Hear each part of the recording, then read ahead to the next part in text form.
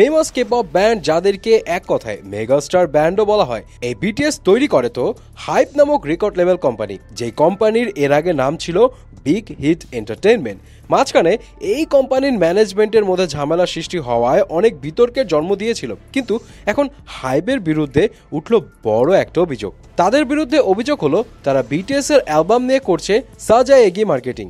সাজায়েগি হলো কোরিয়ান একটা শব্দ, আর সাজায়েকে কে-পপ কালচারের খুবই অনৈতিক কাজ হিসেবে ধরা হয়। আর এটা কোরিয়ান কে-পপ ইন্ডাস্ট্রিতেও নতুন কিছু না, অনেক নামকরা কে-পপ ব্যান্ডের উপর এই অভিযোগ উঠেছে এর আগেও, কিন্তু সববারই ধামাচাপা পড়ে গেছে। কিন্তু এইবার বিটিএস এর রেকর্ড লেভেল হাইপের বিরুদ্ধে অলরেডি এই অভিযোগ এনেছেন Korean creative content agency, and তারা এই বিষয়ে ইনভেস্টিগেশনের জন্য কোরিয়ান কালচার মিনিস্ট্রির কাছে আবেদনও জানিয়েছেন। ও আচ্ছা, সাজায়েকে কি একটু বুঝিয়ে বলি। সাজায়েকে মার্কেটিংটা আসলে কি সেটা হলো, এখন নিজেদের গানের অ্যালবাম নিজেরাই কিনে কিংবা নিজেদের ভিডিও নিজেরাই কিংবা রোবট ব্যবহার করে ভিউ বাড়িয়ে একদম ট্রেন্ডিংয়ে নিয়ে আসাকেই বলে সাজায়েকি মার্কেটিং। আর এটাকে কোরিয়ান পপ কালচারে ইললিগাল হিসেবে ধরা হয়। আর বিটিএস এর এজেন্সি হাইপের উপরেই এই অভিযোগের তীর।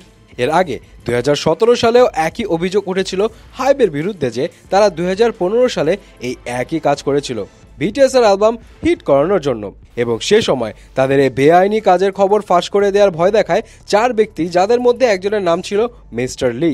এবং মিডিয়া রিপোর্টস থেকে এখন জানা যায় যে কোরিয়ান ক্রিয়েটিভ কন্টেন্ট এজেন্সি এর দাবি হাইপ সেই সময় তাদের বিপুল পরিমাণ টাকা পয়সা খাইয়ে সবকিছু ধামাচাপা দিয়ে দেয়। যদিও মিস্টার লি তার এই কর্মকাণ্ডের কারণে 1 বছরের কারাদণ্ডও পায়, আর বাকিদেরও জরিমানা হয়। যাই হোক, তবে হাইপ বরাবরই এসব কিছু অস্বীকার করেছে। ইভেন এমনও জানিয়েছে যে তাদের মেগাস্টার ব্যান্ড বিটিএস এর বিরুদ্ধে যারা এসব কথা ছড়াচ্ছে তাদের বিরুদ্ধে মানহানির মামলা করবে। এদিকে এই খবর শুনে বিটিএস আর্মিরাও বলছে যে বিটিএস এর অ্যালবাম হিট করানোর জন্য এসব সাজায়েকি কিংবা নিজেরাই নিজেদের অ্যালবাম কিনবে এসবের কোনো দরকার নেই, এজন্য বিটিএস আর্মি যথেষ্ট।